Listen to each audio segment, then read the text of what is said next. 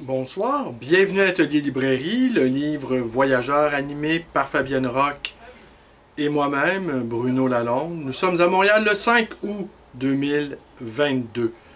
Alors je poursuis sur cette lancée de littérature érotique. Et oui, suite à cette découverte de la bibliothèque de 4000 Curiosa qui a provoqué chez moi un ébranlement et une remise en phase suite à la longue maladie de ma mère et son trépas, survenu dans des circonstances extrêmement difficiles. Donc, Thanatos a occupé beaucoup de place ces dernières semaines, mais Eros, le va-nu-pied, le personnage égrillard, a décidé de le chasser de la place. On les oppose trop souvent l'un et l'autre. C'est commode d'opposer nos deux gaillards. Et on aime croire qu'il y aurait sans doute au terme d'une vie, ou tout le long d'une vie, une sorte d'équilibre entre la mort et les forces de vie. Mais bien souvent, ce n'est pas ça. Bien souvent, les forces de vie sont réprimées, sont contenues, sont aliénées. Et c'est parfois au terme d'une vie que l'on découvre qu'on n'a pas vécu. C'est la dernière découverte. Les révélations finales. Au seuil de la mort, on réalise qu'on n'a pas vécu. C'est un peu l'horrible découverte que fera le personnage principal de La mort d'Ivan Ilitch de Tolstoï, par exemple. La première fois que j'ai entendu parler de l'écrivain dont il sera question ce soir, c'était au milieu des années 80. Donc, il y a déjà un bon moment. J'avais un jeune ami. En fait, il était un peu plus jeune que moi, mais à la mi-vingtaine, quelqu'un qui a 5 ou 6 ans, plus jeune que nous, ça nous apparaît presque un enfant. Tant l'arrogance de la mi-trentaine et la trentaine approchant, on n'est pas loin d'être revenu de tout quand on approche 30 ans. Et souvent, je dis à mes jeunes amis qui fréquentent ma librairie et qui redoutent la quarantaine, disons la mi-trentaine, et je leur dis que bientôt ils vont être jeunes. Car à 20 ans, on est terriblement vieux, on est terriblement inquiet pour l'avenir. Règle générale. Certains ne sont pas inquiets, heureuse nature. Mais d'autres demandent comment ils vont gagner leur vie. Vont-ils fonder une famille? Vont-ils avoir des enfants? Vont-ils pouvoir s'acheter une maison? Seront-ils reconnus par les autres membres de la famille, leur fratrie, les parents? Et cette angoisse qui les tenaille fera dire à Paul Nizan que 20 ans, que jamais il ne laissera dire que 20 ans est le plus bel âge de la vie. L'abomination d'avoir 20 ans. Tandis que quand la mi-trentaine, on aura réussi à accomplir quelques gestes, quelques actes. On aura réussi enfin à trouver notre place dans la société. Que les mononcles inquiets de notre avenir seront enfin rassurés. Même si on a fait un doctorat en littérature, par exemple, ou en philo. Alors donc, la première fois que j'ai entendu parler de Paul Villeneuve, c'était au milieu des années 80, ce jeune ami qui était originaire de la même région, Lac-Saint-Jean. Et il me racontait, ce jeune ami, et qui avait aussi, et ça à la fois ça m'étonnait, et ça m'enchantait, ça me réjouissait même. Il était l'amoureux de la fille du bédéiste Gottlieb. C'est un peu incongru. Et il allait de temps en temps à Paris rejoindre sa bien-aimée. Et si ma mémoire est bonne, sa bien-aimée également venait rejoindre son amoureux québécois. Alors oui, la première fois qu'il m'en parlait de Paul Villeneuve, ce jeune ami, c'était pour me raconter que pas tellement loin de chez lui, il y avait une pas tellement loin de la maison familiale, il y avait une forêt qui jouxtait la maison familiale. Et dans cette forêt, il vivait un reclus, un ermite.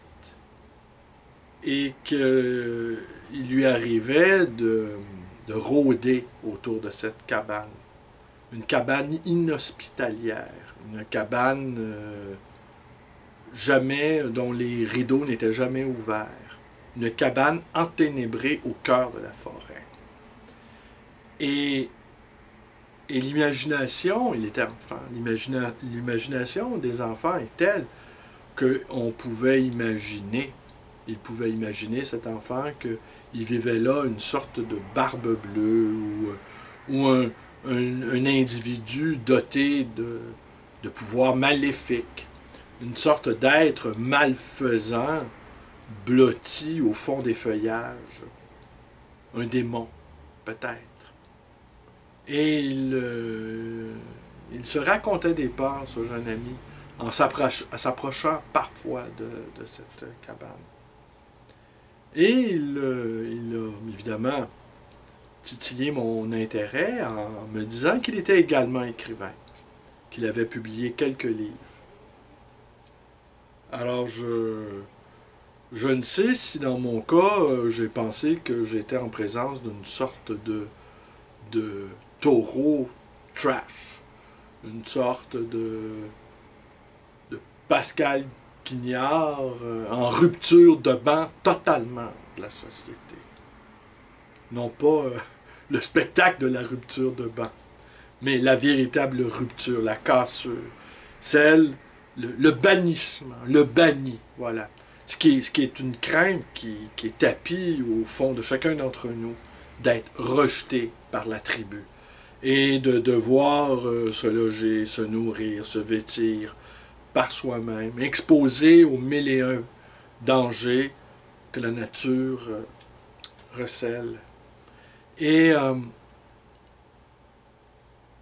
alors, connaissant son nom, fréquentant les librairies, n'étant pas encore sur le point de devenir libraire, mais mon destin commençait à se dessiner, j'avais trouvé J'ai mon voyage, qui était son premier livre.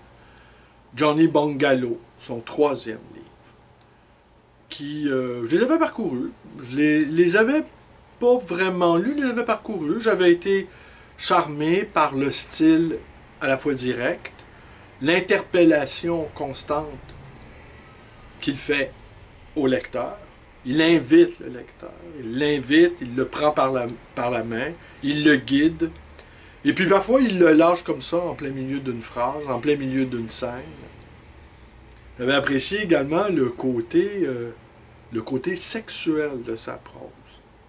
Et c'était des livres, évidemment, non, en fait, des livres. Le premier livre, je pense, selon mes petites recherches, a été publié en 1969. Ou peut-être plus tôt.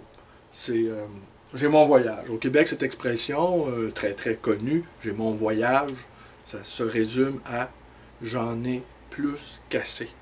J'ai mon hostie de voyage. Généralement, on y greffe le mot hostie pour vraiment dire qu'on en a plein son casque, cette autre expression. Et quand on arrive là, quand nous sommes rendus à cette étape du voyage où on en a assez de cette hostie de voyage, on ne peut plus aller plus loin dans l'exaspération. Alors j'ai mon voyage. On pouvait comprendre aussi dans cette exclamation que pouvait avoir aussi son voyage du Québec, Paul Villeneuve. Une sorte de colère sourde pouvait percer à travers le texte. Voyez, le texte. Une sorte de colère sourde de quelqu'un qui constate cette impossible naissance de cet invraisemblable pays, de cet invraisemblable territoire qu'est le Québec. Alors, Johnny Bungalow a eu les faveurs de la critique et a eu un certain succès. Par la suite, quelques années plus tard, et Et je ne sais si Marité Villeneuve, qui a consacré un livre à son frère, paru chez Delbusso en... Voyons mes notes. Ah, j'ai oublié de le marquer, je pense en 2020. Donc, tout à fait récemment.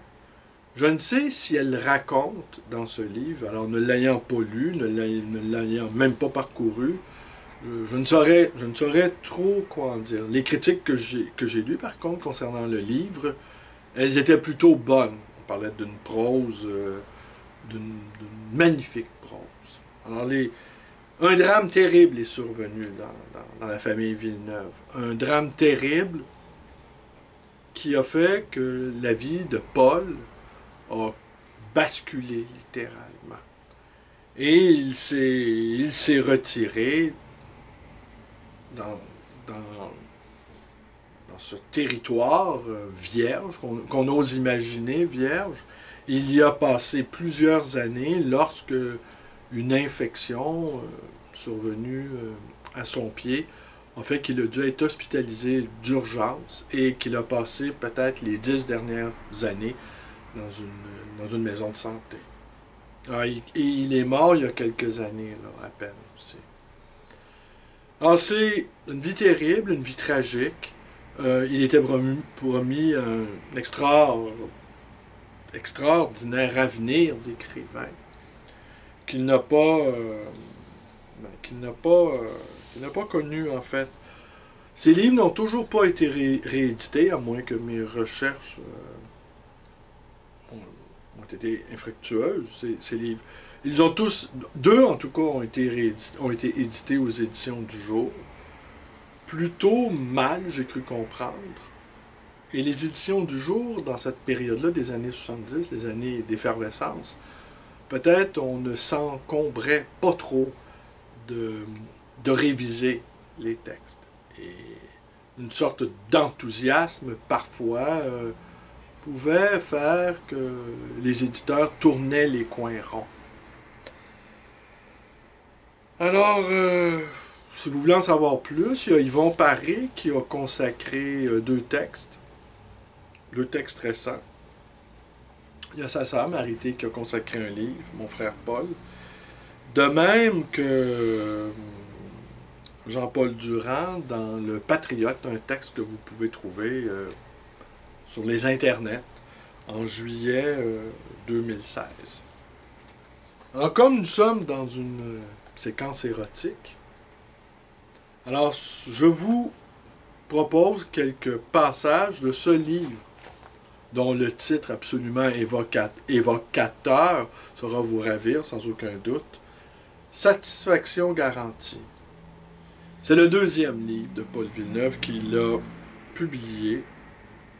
On va s'approcher, je vais vous le montrer, on le voit d'ailleurs. Allez. Je vous laisse... C'est un bien curieux livre dont la structure narrative, oui, il a été publié en 70, dont la structure narrative est plutôt syncopée. Et satisfaction garantie, on peut le prendre dans deux sens. La satisfaction que procure l'acte sexuel abouti et épanoui. Et également la satisfaction lorsqu'on achète un produit et un produit quelconque, un objet, et que nous en sommes satisfaits. Alors, satisfaction garantie ou argent remis. Souvent entendions-nous dans les publicités d'antan. Amazon aussi, hein, vous faites ça. Mais Amazon, c'est clair, vous pouvez commander n'importe quel gugus, n'importe quel machin, et pour n'importe quelle raison, vous pouvez le renvoyer. Alors, les objets comme ça se promènent à travers le ciel planétaire et une multitude d'objets. C'est un peu... En fait, bientôt, peut-être les êtres humains ne bougeront plus, il n'y aura plus que les objets qui se promèneront. Alors, il y a des personnages, il y a le narrateur principal, il y a le publicitaire, il y a des femmes qui traversent le récit. Et c'est entrecoupé, il y a l'écrivain également. Alors, c'est syncopé, c'est assez curieux, ça se veut d'une construction plutôt étonnante, mais les passages que j'ai retenus, évidemment, concernent le sujet qui m'intéresse et qui vous intéresse.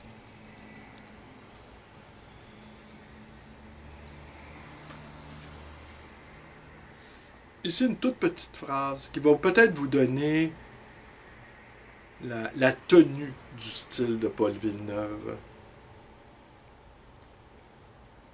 Déjà, il y a une faute d'orthographe dans la première phrase.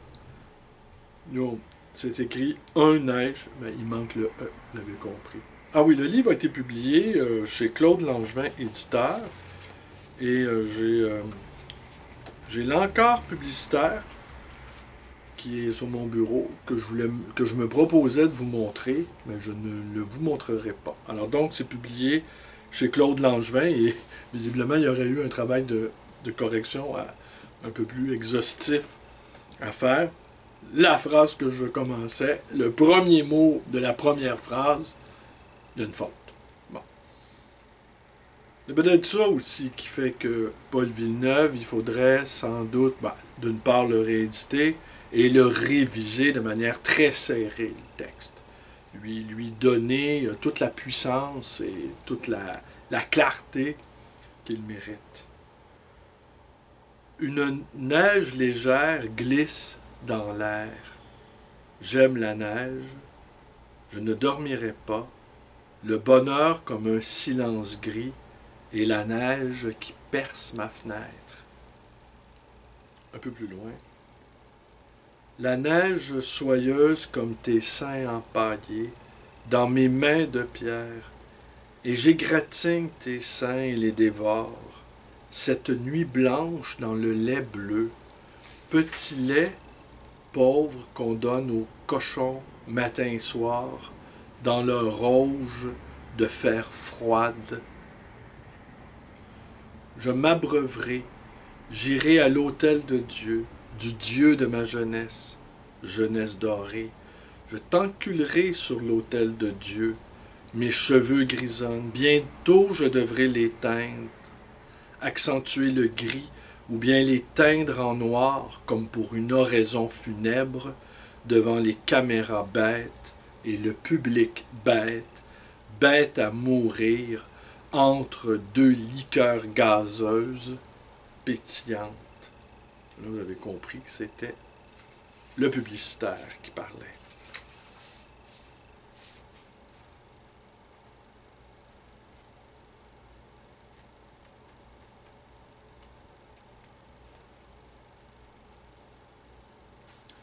Si tu voulais te mettre nu devant moi, et devant ce grand miroir, tu ressemblerais à un arbre d'automne. Tes bras s'élancent frêles vers le plafond et touchent la lampe jaunâtre. Ma jeunesse est passée, mais peu importe, il y a ta jeunesse. Tu veux que je m'assoie sur le lit comme ça? Bon, tu peux me regarder. Mais tes yeux me font peur. Silencieuse et belle, tes bras longs et minces touchent mon visage. Tu voudrais me voir nu près de toi. Pourquoi? Mais le printemps vient, bientôt l'été, les fleurs, les jeux d'enfants sur la plage. Je voudrais te voir nu. Demain, je ne travaille pas. Tu resteras dans mon lit, tes joues sont douces, tes joues sont brûlantes. As-tu la fièvre? Il ne faudrait pas. Tu ne connais pas mes maladies. Cela vaut mieux. Déshabille-toi, déshabille-moi, et tu dormiras dans mes bras puissants. Pourquoi enlèves-tu mon veston? Et maintenant, que vas-tu enlever? Je vais te déshabiller même si tu ne veux pas. Reste ici sur ce lit. Ce lit, c'est notre Titanic au bout de l'Islande. Il n'y a pas de roulis, mais tes larmes gèlent sur tes joues. Il fait gris, il fait sombre, et tu glisses sur le tapis de vulgaire coton. Il nous faudrait un tapis moelleux, une peau de mouton devant un foyer et des verres de vin, et tes lèvres qui font teinter la glace. Mais sur le fleuve, ça pète, ça craque, ça lance des murmures d'enfer dans la brise et le brouillard au bout de l'île d'Orléans, et dans le bas du fleuve, pendant qu'à marée basse, des enfants pieds nus vont jouer à cache-cache derrière les blocs de glace endormis, oubliés comme pour une fausse éternité. Tu as les mains glacées et les paumes moites, le désir dans tes yeux, dans tes mains et dans ton souffle. Ton haleine me réchauffe la joue. Je m'ennuie. Il n'y a plus d'oiseaux dans tes bras. Les oiseaux ne chantent plus. Je n'ai plus de chemise. Je frissonne. Tu veux me briser. Pourquoi ne veux-tu pas te déshabiller? Je vais te prendre, déchirer ta robe, arracher ton soutien-gorge. Petite fille aux grands yeux verts sans espérance, pourquoi me regarder ainsi? Je suis trop vieux. Regarde mes mains qui blanchissent et s'assèchent. C'est le début de la vieillesse. Les mains qui blanchissent, les épaules qui tombent, la voix qui s'éraille, le cœur qui claque dans les escaliers de 10 marches, le regard réprobateur des filles de 18 ans. Je ne boirai plus à ces sources de sensualité pure. Je ne boirai plus ces baisers fous échangés dehors dans les rues et les champs. Je suis un bœuf, un âne, un corbeau sinistre qui chante l'obscurité. Il n'y a plus de feuilles aux branches des arbres. Le printemps retarde, le printemps s'essouffle. Avril s'étire et gémit. Tu m'arraches les vêtements comme des lambeaux de chair qui s'effilochent et tu souris tristement, puis langoureusement. Je ne suis pas de ton pays. Je viens de l'hiver. Là-bas, il y avait encore des montagnes, de neige sur le bord des routes et aux entrées des villages. Les tempêtes isolent les gens. On s'emmitoufle et on attend en se chauffant près du poêle qui ronfle et crépite plus fort que le sifflement du vent dans la véranda et aux fenêtres. Tu es blanche comme une poudrerie du bas du fleuve quand on ne voit plus rien et que le silence de Watt étouffe nos paroles et nos gestes. La chambre est blanche et tes yeux verts blanchissent, mes mains blanchissent, tes ongles me font mal, tes ongles pointus labourent mon dos. Tu t'essouffles et des larmes coulent sur tes joues. Tu caresses le duvet noir de ma poitrine. Tu me caresses si doucement que j'ai envie de pleurer. Il n'y a pas de téléphone. C'est une prison, un cloître, un terrier. Et nous creusons notre dernière tanière, notre trou pour une mort lente à venir, mais si belle que nous en ressusciterons comme les premiers chrétiens.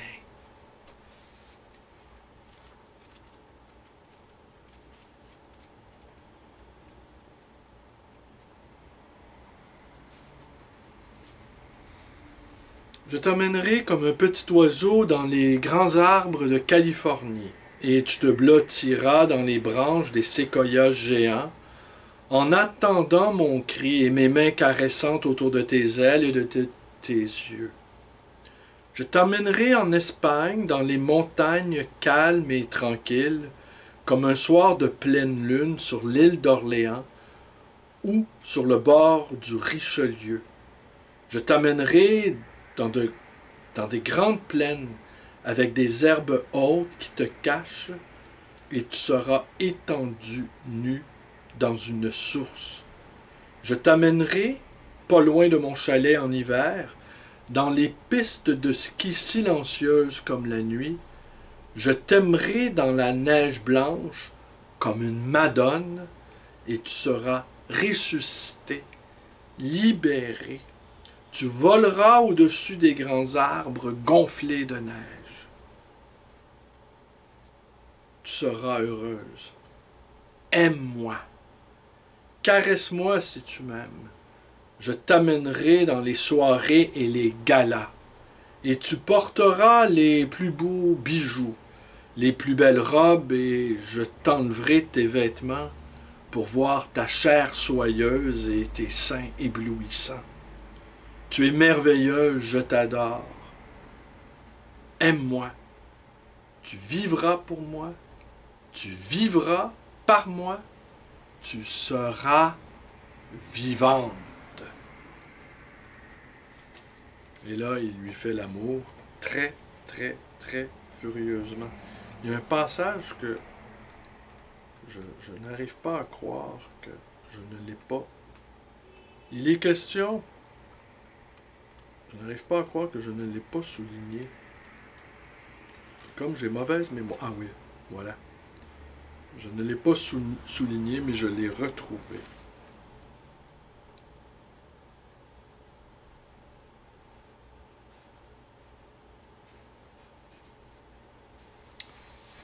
Leur regard se soudait, se pénétrait de plus en plus profondément, mais leur corps fébrile restait immobile. Une grande exaltation transportait les deux amoureux. Tous deux vivaient une sorte d'extase comme on en voit raconter dans les vies de saints. C'était une drogue ou un alcool, c'était une joie et une émotion difficile à décrire. Le lecteur qui aura déjà vécu la même expérience pourra facilement comprendre. Quant à celui qui n'a jamais vécu une fois dans sa vie une expérience aussi exaltante, il devrait pleurer sur sa vie médiocre et limitée. Et écoutez cette phrase qui est la conclusion de ce soir. Nous savons cependant que dans notre société, nous vivons tous dans une saine médiocrité. Nous vivons tous dans une saine médiocrité. Alors voilà, c'est tout pour ce soir. Paul Villeneuve, Satisfaction garantie, 1970, Claude Langevin, éditeur. Et oui, ce livre ne provient pas de la bibliothèque de Michel, l'homme aux 4000 curiosa. Et il ne provient pas non plus de ma bibliothèque personnelle. Il provient simplement de la librairie, classé dans le rayon des auteurs québécois à la lettre V, comme il se doit. V comme vie, V comme victoire, V comme vigilance, V comme vie avec un T. Merci et à demain.